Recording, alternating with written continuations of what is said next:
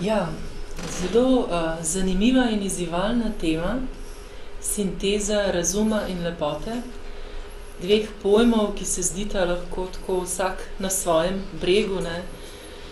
Razum povezan bolj z levo možgansko polovico, lepota bolj asociativno z desno polovico, ampak vemo, da med tema dvema polovicama obstaja vez.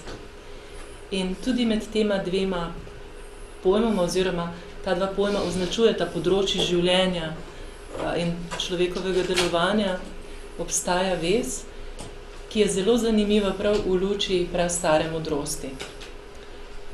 Ko sem razmišljala o tem, o tej povezavi, o tej sintezi, mi je čisto na začetku prišla misel, prastara modrost, če gremo dovolj globoko v njo, tako ali tako vidi življenje kot enost, kot celoto, iz katere je vse izšlo. Tako da je ta sinteza in enost v sami osnovi stvarstva. Oziroma, kot je rekel indijski filozof Shankara v svoji Advaita Vedanti, da je stvarstvo oziroma temelj stvarstva nedvojen. Oziroma v temelju je enost, absolut, prapočelo, tao, kakorkoli že temu, kar je bilo na začetku vsega, rečemo. In če je na začetku enost, je v tej enosti, pravi prastara modrost, vsebovano vse. Nimam semena ali pa jajca, da bi ga pokazala, ampak kot iz semena, majčkanega semena, zraste vse in korenine in deblo in veje in listje in potem cvetje in sadeži in v sadežih je novo seme, tako iz te enosti absoluta nastane vse. Torej je odgovor na vprašanje o sintezi razuma in lepote pravzaprav ta, da ta sinteza obstaja, je položena že v samo seme začetek kreacije. Da dvojnosti sploh ni, da lahko s tem kar zaključimo. Vendar vemo, da je, bom rekla, izraz v vsakdanjem življenju drugačen in da dvojnost obstaja. In ravno temu pravimo, oziroma prastara modrost pravi velika igra stvarjenja ali maha lila, kako iz enega nastane mnogotero in se kaže kot mnogotero in mi pozabljamo, da je v osnovi vsega tega vendarle celota in enost. In za ta svoj prispevek sem, temu svojemu prispevku sem dala naslov Čudovita igra, oziroma ta velika igra stvarjenja, kako se eno prikaže kot mnogotero, oziroma ta dva pola razuma in lepote zgledata dva. In ko bomo po tej nekako se malo igrali skozi to skupno razmišljanje, bomo videli, da pravzaprav pridemo nazaj od semena do semena, da sta vendarle eno. Najprej nekaj besed o razumu, potem o lepoti, potem pa o njuni sintezi. Razum je, mogoče ste se o tem že pogovarjali, ne vem, ker na prvih dveh seminarjih nisem bila, ampak razum je temeljno določilo človeka. Tisto, kar nas bistveno določa. Naše duhovno bistvo je nekaj drugega. Ne? Vemo, da je to duša, atman, puruša, kakorkoli že temu rečemo duša. Ampak naše, bom rekla, generično bistvo, ki nas določa, razlikuje od drugih živih vrst, je razum. O tem je tako, bom rekla, pronicljivo povedal svoje misli filozof Descartes, ki se je kot mnogih filozofi pred njim spraševal, pa kaj je človek v resnici? In po čem ga lahko prepoznavamo? Je ugotovil, da, oziroma po čem se lahko prepoznava? Da se lahko zares prepoznavamo pravzaprav samo po toku misli, ki nenehno vre iz nas. Tega objektivnega sveta, vprašanje, kakšen je v resnici, ne moramo zares prepoznati. Notranje subjektivnosti, dušnosti, jo postopoma spoznavamo. Tisto, kar zares vemo in je naša vsakodnevna realnost, je ta tok mislim, Descartes je temu rekel, da je človek res cogitans, misleče bitje, misleča stvar, pravzaprav poznamo vsi ta njegov rek, mislim, torej sem. Ne? Kako vem, da sem? Tako, da mislim. Če spim, če sem v komi, se to, kar misli, ne zavedam in me ni. Za razum obstajajo različna poimenovanja. Zelo zanimivo je, koliko jih je, in ta poimenovanja govorijo o njegovih kvalitetah, lastnostih. Ratio, na primer, iz latinsko računati. Intelekt, tudi z latinsko razumeti.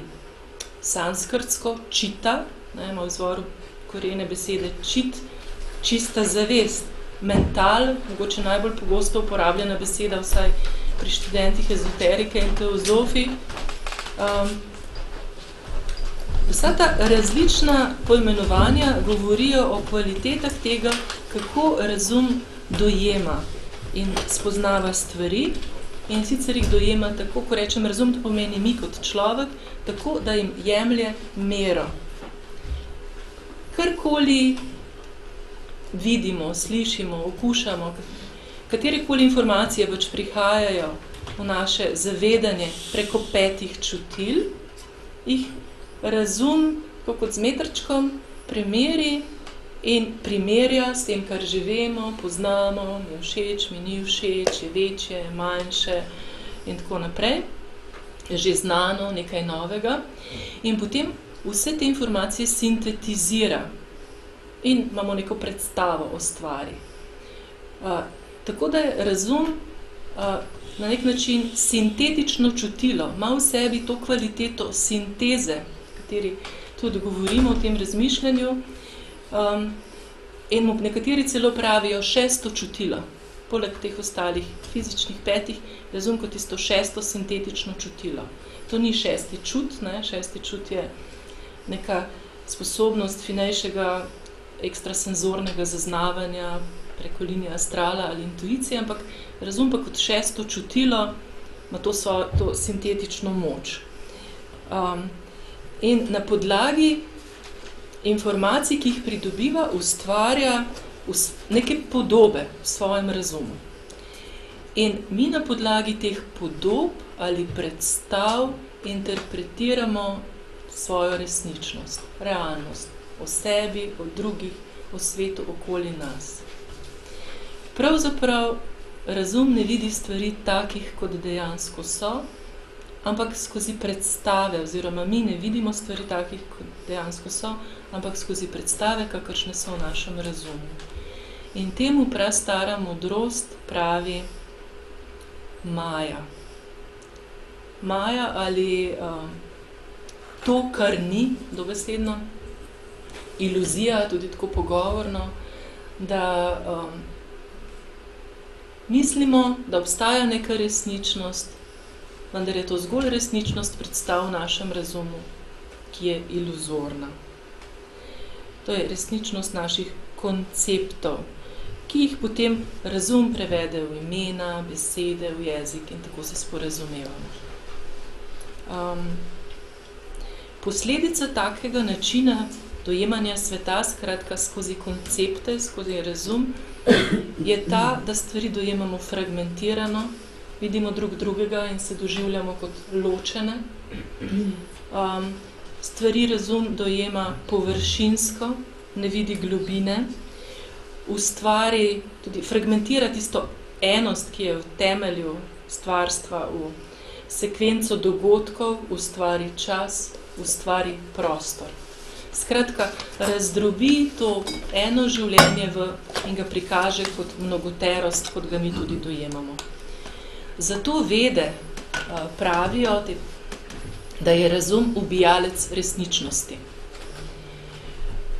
Medtem, ko prastara modrost zanimivo pravi, da je razodevalec resničnosti. In to je res vredno raziskati, ne? Razum nekaj prikrije, prikaže kot iluzorno, po drugi strani pa ima v sebi to sposobnost, da nekaj razkrije. Kako je to možno? To je povezano s tem, da je razum ključni faktor evolucije, razvoja. Lahko pravzaprav gledamo razvoj človeka skozi razvoj razuma, ker se celotna drama evolucije dogaja znotraj razuma, znotraj čite, ki je ujeta v to kopreno maje. In veliki izziv je, ko stopi človek na duhovno pot, ko postane duhovni iskalec, ko si postavlja nova vprašanja v iskanju novih odgovorov. Veliki izziv je, da človek uvidi naravo razuma in po eni strani njegovo omejenost, po drugi strani in iluzornost, po drugi strani pa njegovo izredno plemenitost in tega, kar je sposoben. Prastara modrost govori o različnih fazah razvoja razuma, ko je najprej v nevednosti, zamegljen, popolnoma potopljen v ta svoj svet konceptov, potem svet tamasa razuma, potem kako se prebuja, začenja prepoznavati ene stvari, postaja aktiven, še vedno osredotočen sam nase. Faza satve jo imenuje, rajasa, neke mentalne aktivnosti velike in končni fazi, ko razum dobiva eno vizijo tega, kaj lahko postane. Tako kot nečisto steklo začenja postajati kot vedno bolj čista, prosojna, leča, faza, to pa je faza satve. Ko začenja človek, ko govorimo o razumu, govorimo ves čas o človeku, kot mislečem bitju, ko začenjamo prepoznavati, če ustrezno obvladam svoje misli in te koncepte, če jih ustrezno prefinim, če napačne nadomeščam z vedno bolj pravilnimi koncepti in če na koncu celo transcendiram razumsko aktivnost, meni, da presežem, da se zavem, da je to pač en pomemben del mojega življenja, rekla, bistven, ampak obstaja še nekaj več, takrat se začne igra kreacije, ta čudovita igra obračati v tej smeri, da je razum kot čista leča sposoben vedno bolj tudi zrcaliti neko notranjo resničnost enosti, celostnosti in lepote. Prihajamo skratka na ta drugi del teme naše današnje lepote, oziroma kot v jeziku večne modrosti, prastare modrosti ali tudi ezoterike, pravijo tudi povezana z ravnijo, ki jo imenujejo Budi, raven lepote, ljubezni in modrosti.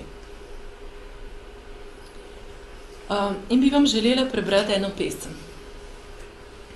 Pesmico od Williama Blakea, Slutnja nedolžnosti. V zrnu peska videti cel svet. In nebo v roži na poljani.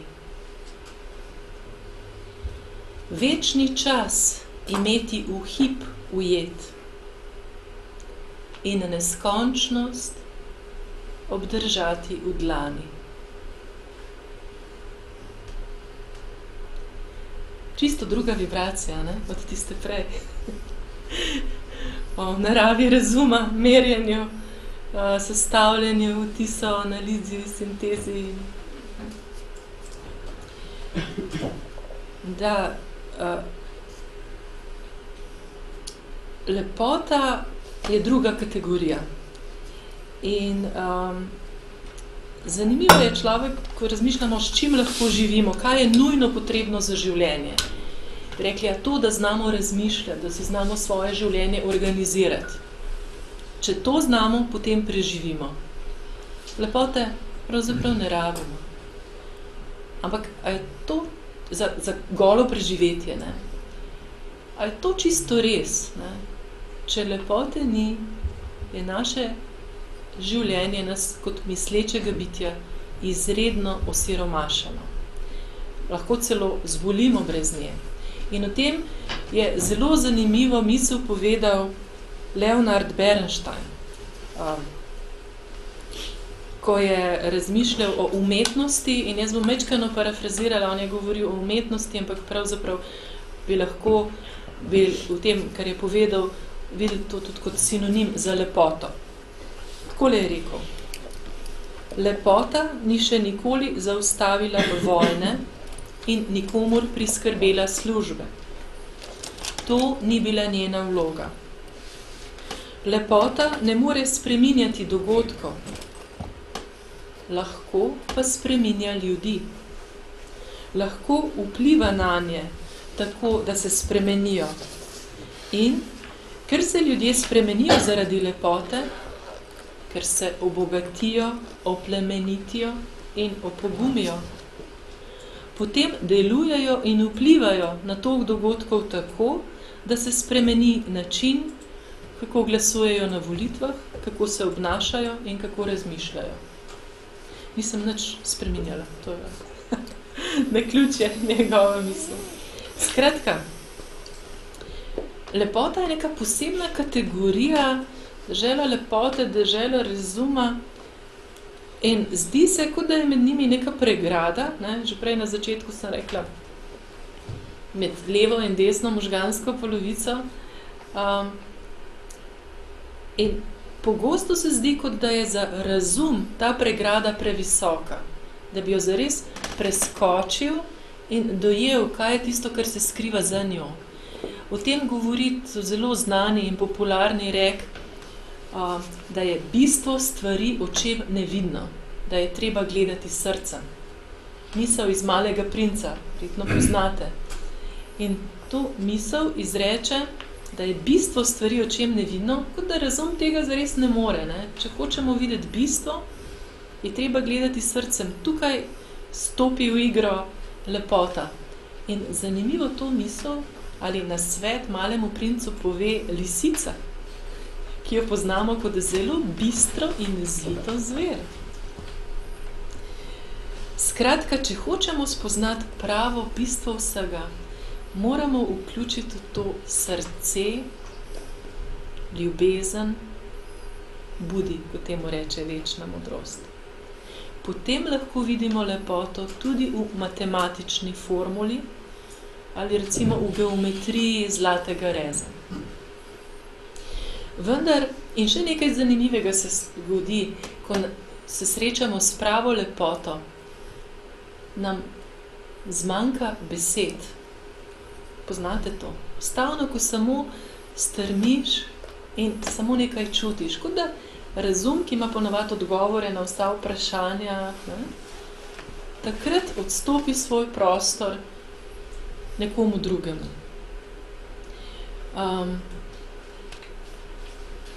Ja. Mogoče se lahko v tem spomnite kakšnega svojega trenutka lepote, ko ste jo doživljali. To ni treba, da so neke velike stvari. Lahko je to nekaj najpogosteje, mislim, da ste o tem govorili že na prejšnjih 2 seminarjih, povezanega z naravo. Ker lepota narave je brezčasna. Je pa res, da jo je potrebno videti. Lahko stojimo pred eno lužo in nam predstavlja samo lužo in oviro in mlekužo. Lahko pa vidimo, da v tisti luži plava kakšen listek ali pa da se malo vzvalovi. Lahko preprosto se zgodi en tak trenutek magije, ko uzremo v eni, rekla, nepomembni stvari, ko nas lepota nagovori. In gre za to, da nikoli ne vemo, kdaj bo prišla lepota. Ko ponavadi rečemo, ja, v naravi je lepo. Lahko hodimo na dolge sprehode in ničesar ne opazimo, ker smo v svojem toku misli. Lahko pa pogledamo skozi okno in vidimo kakšno kapljico ali sonček, žarek sonca in se nas dotakne, ali pa ptičica. Skratka, to so taki drobni trenutki lepote, ki ostajajo. In ob katerih smo v nekem spremenjenem stanju zavesti,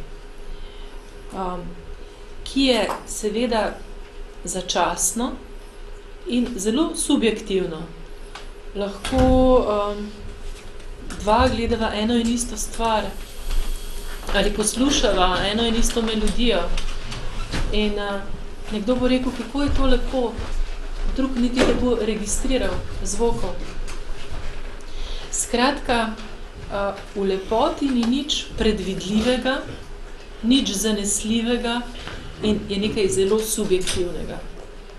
To, kar se zdi lepo nam, ni nujno, da se bo zdelo lepo drugim.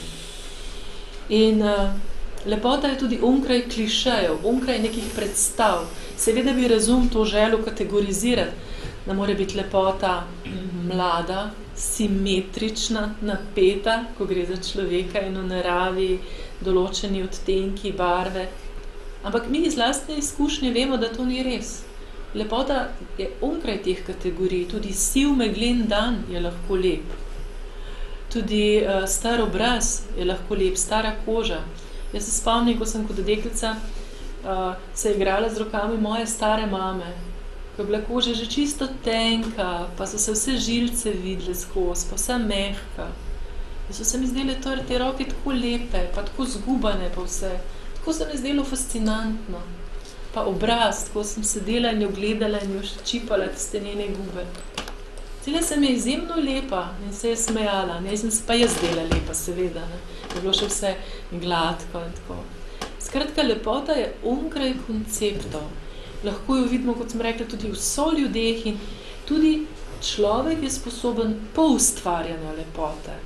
To pa je neka kategorija dodatna, ki jo prispeva tudi ta naša kvaliteta, ki pravimo razum. Tisti, ki je že zelo prečiščen, prefinjen kot čista leča in lahko prevaja neko notranjo luč, notranje sporočilo in se potem, seveda je tudi to subjektivno, ampak večini ljudi se zdi, na primer, neko, ne vem, delo Moneja ali Renoira, impresionistov, lepo. Ali pa recimo Mozartova Čarobna piščal se večini zdi lepa, ali pa Shakespearovi soneti, takega.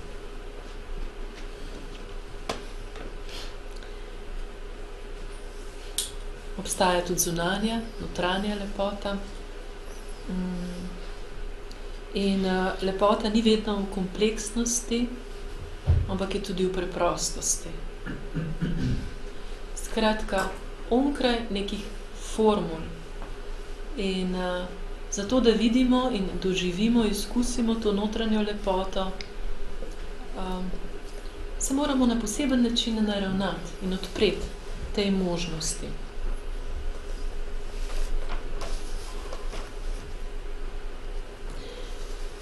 Torej, težko izrazimo z besedami, s koncepti, z razumom to, kar presega besede. Kako je recimo en zenovski menih, slikar, pesnik, Sejra, ujel nek trenutek v haiku poeziji, ki je tako, bom rekla, zelo okrnjen, zreduciran, primaren način preprostosti za izražanje neke lepote. Nepremična svetilka. Ledena, hladna noč.